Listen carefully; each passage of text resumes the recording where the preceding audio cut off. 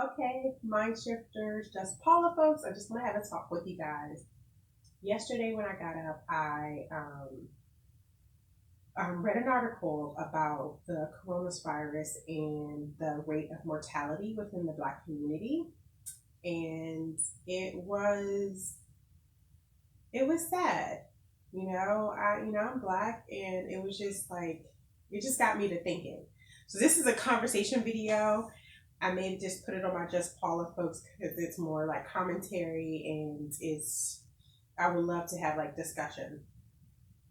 I read the article and there were several factors they um, sort of, surmised about why at least so far, it's early, the data, they don't have data from like all the states, and it's just the data that was coming in, that's sort of what it was showing that they sort of attributed to one, maybe a lot of black and brown people, specifically black people, live in dense populations like more urban areas, which is okay, that makes sense.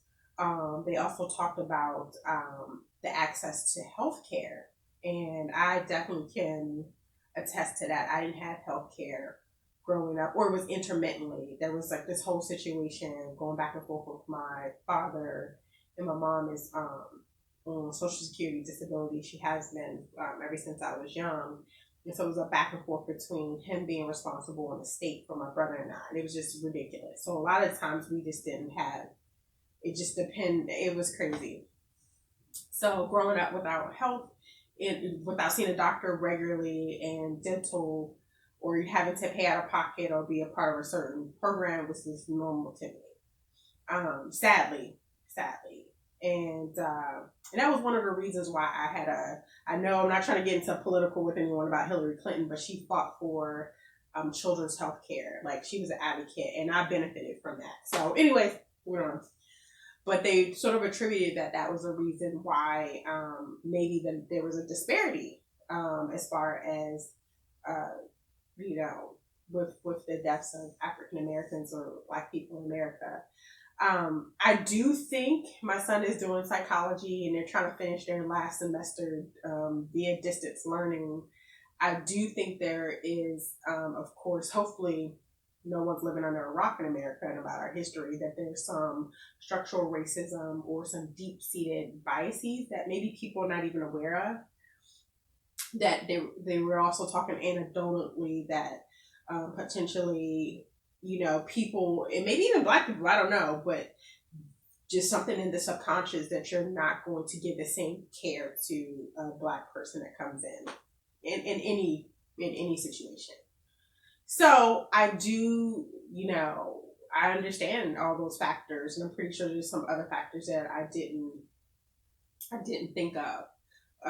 But I do want to focus on my thoughts, and I look at life and I think about the Serenity Prayer and about things of what we can control, what we can't control.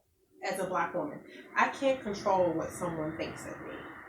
I can't control, have I experienced racism or biases, and the assumption is based on my gender or my race and ethnicity? Yes. Um, from when I was, lived in an environment, urban environment, interacting with police officers, to when decades later became a police officer, and everything in between.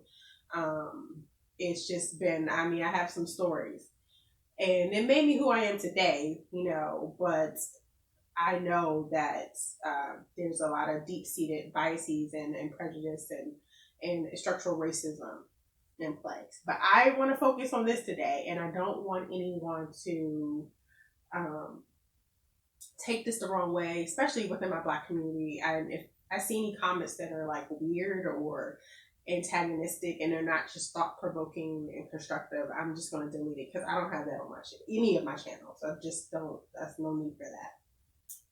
So I want to talk about PR. PR, personal responsibility. And I am very sensitive to all those factors I listed, some that I didn't, that we all know. Um, I mean, there is, also a mistrust in our community, rightfully so. Think Tuskegee experiment and just using Black people as sort of guinea pigs or, experimental mice type of thing and testing us and especially scientifically. But I do want to talk about PR, personal responsibility. There and also mental health, because this to me ties in now that I'm doing my mind shift to keto and different things like that. Um, this the personal responsibility that we have to, as best as we can within our sphere of, socioeconomic, how much money we make, is to try to make the healthiest choice we can. And I'm not sure we're doing that. And at least specifically to the COVID-19, again, I'm not learning, I'm not a scientist, but what I do see is that they do consider obesity to be an underlying condition. And for most of us, including myself, we will fall in either the overweight or the obese category based on our body mass index. And I want to talk about that. And I want your thoughts on how do you feel about that? And as a community, is it as a community, is it overgeneralized, or is it based on, basically your economics, how much you make, or is it a cultural thing? I have my own opinions, which I'll share with you guys, like you all want to know. I think it actually, I definitely think there's a lot of issues. I think we can trace it back to slavery and how we had to survive and what we had to eat, during those times, and just always the struggle, you know what I mean? Like never really able to, and it links to financial and just mental wellness too, but definitely financial. Like we didn't have these old money and things like that. So if you sort of I make the same correlation to our health, and I'm wondering is like, what is it? And going on like keto. Keto isn't the only way, so I'm not trying to, if somebody's interested, please contact me. But keto isn't the only way, but I found it. But I also found it because I was able to really, I felt like I was walking around with PTSD just being a Black woman in America. And I'm not trying to be so dramatic or dismissive of anyone, especially in the military folks that are really dealing with, PTSD in the sense of serving in a war. But in a way, it's like, I don't know, that's a whole nother project I'm working on, is that, when I was able to take a pause, I wasn't climbing the ladder, I wasn't having to race through the rat race to DC. I was able to sit and pause and think. And I cried out to God. I really did.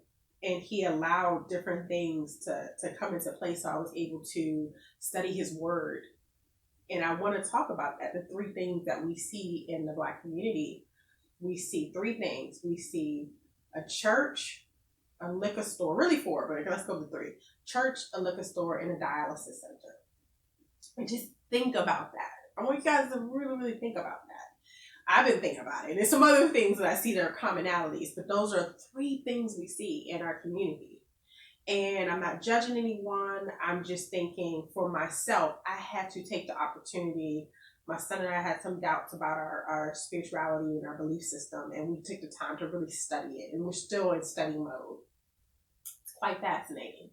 It's quite fascinating, is that we found that it's like we're definitely misunderstood or misinterpreted, or we really just didn't know what we believed, and it really changed our lives from physical health to spiritual health to mental health and emotional health, and it's just made us more equipped to navigate life and to really love and enjoy life. And he's young. He just turned 18, and I'm telling him, son, there's going to be ebbs and flows in life, but we can stick now that we actually know the Word of God and we know what it says and how it inspires us to live a healthy lifestyle, as far as our nutrition, as far as who we have in our sphere, as far as friends and even family. It tells us A lot of, I even had this wrong. I thought you had to give your last dollar and do everything. But no, it tells you you're worse than an unbeliever if you don't take care of yours first. And that includes the church too. You really need to get that sphere, make sure you are caring for your family, and then you can start to expand. And I think there's an imbalance. And that's a whole nother discussion, which means this may be on my Just Polish channel, guys. Because the Mindshifters, you used to me ramble, but about other things. But anyway, I wanted to talk about this. So our community is PR, personal responsibility, and that's looking at your taking personal responsibility for the money and for your finances. And I'll be honest with you, God really blessed me to be able to find really good employment, even though I got pregnant in college. And he allowed me to graduate, to have the circumstances. I had family around in Baltimore, my family in DC, my mom. It was just, he really blessed me to be able to finish school and also finish a master's program while working and being a police officer. Yes, I was a police officer. And what I realized, I was also depressed. I was also a lot of other things, like I said. But that's what we do. Normally, you find high functioning depression in the Black community, specifically with Black women and Black men. Meaning we're able to, it's all sorts of stressors on us. And we're still able to navigate and pay our bills and be a respectful member of society. But what falls to the wayside is our health and our fitness. We don't invest in that. And what I've learned is you're going to either invest in it up front or in the back. Now, if you have genetic things in your family and life is just life, that's fine. But you can invest in your health and your fitness now, or you can pay for it later. And a lot of us, we are lulled by our cultural eating habits or what we grew up with. And I don't know why. I mean, this is why I'm doing this video. Maybe you guys have thoughts on it. And, but that personal responsibility part. So that's why I did a lot of videos in the Dollar Tree. I didn't do Family Dollar, but I grew up in an urban area. So those types of stores, that's what we had. We had the corner stores, we had that. That's what you had. But I was so intrigued, I guess, and just curious about, could I do keto, which I think is a very healthy nutrition plan, healthy keto, and still shop there. And I could. It all goes down to choices. And even though you can't find organic, grass-fed, whatever the case may be, there's canned vegetables, and there's an argument about that. But there are things where you can still make that healthier choice. And my question is, why don't we? And that's kind of where I want to leave this video. Is my heart goes out to anyone and any of the family who's lost loved ones. I'm definitely in no way, shape, or form saying it's anyone's fault. But I'm wondering if we self-sabotage. I used to talk to my son about certain things, especially as he's growing up. And sometimes, you don't want to be successful. Because if you're successful, then there's accountability to that. And I'm wondering the same thing for us is maybe no one's going to save us, I'm going to end this video, but I just want your thoughts and your comments and maybe even recommendations for how we can improve just that part of our culture. There is no, like I said, I'm not waiting for someone to put on a Superman cape and to come save us. It's like there's certain things we can control, and what we eat and how often we eat, what we drink and how often we drink is one of them. So I just want that. Offer those thoughts for consideration. Like I said, when I saw the stats about the coronavirus and how it was impacting the Black community, as far as deaths, even though we make up, I think, 14.76% of the population in America, a lot of it just got me to thinking about our obesity rates and our lifestyle in general. Again, I know there's so many factors that are just we can't control. But there's two, just our thought process and our implementation and our actions. I think we can. And this is not to be antagonistic discussion or video. It's just to give us something to think about and, take accountability for. And, yeah. Just I hope that helps. Bye, mind shifters, and